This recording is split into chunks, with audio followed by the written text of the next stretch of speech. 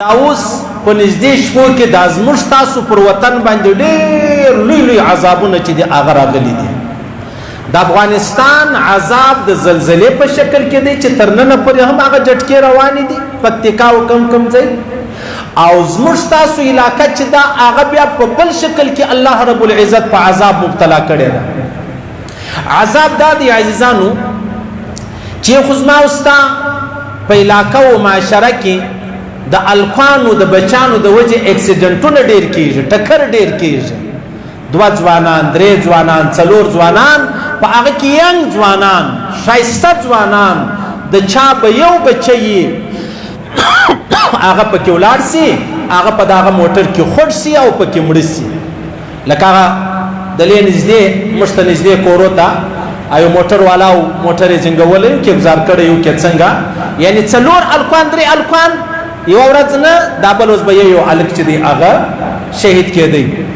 بیا دغه څنګه کوزک را واخلای فلټر او پاکټ ولس یو سلکان ناستو هغه گاډي واړه ولا او اتک پکې مړسلو. بیا هغه د نصر په غرو کې هغه کوچ را روانو پاغه کې اولاد کډی ته ول ودی پاکي وشتاته وش مړسلو. انداز مشته دی لکه خبره درته کوم. دلې راز مشته په کوټه کې شیخانو کلی کې هغه بډې چاند دي باختر کې غوي میا لړکړی ابسم سال لړکړی داغه سکانګو وایرس چې کوم بولی پاغه مبتلا سلو.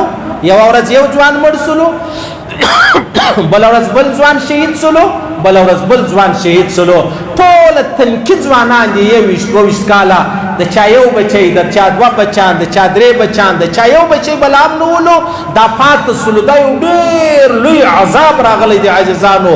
که زه په دا خبره سر خلاص کم او که تاسو په دې خبره سر خلاص کم، دا چې کوم هغه د بس په اکسیډنټ کې ولاړو شهیدان سو، الله دې مغفرت وفرمایي، الله دې عفو ورته وکړي. ډېر ستړې ورځ ده، ډېره درنه ورځ ده. ما ته پته ده د خپل ورور د وجې زما د ادې اوښکې تر اوسه والله که درېدلې دي. زما دومره زړه پر سوځل کېږي چې ګر سره حیران یم چې الله د دې ادې سره موږ څه وکړو.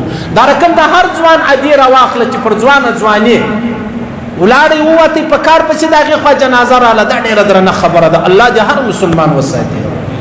بیا چې دا کم مطلب د دې په موټر کې کم الکان خوش سلو مړه سلو، الله دې مغفرت وفرمایي.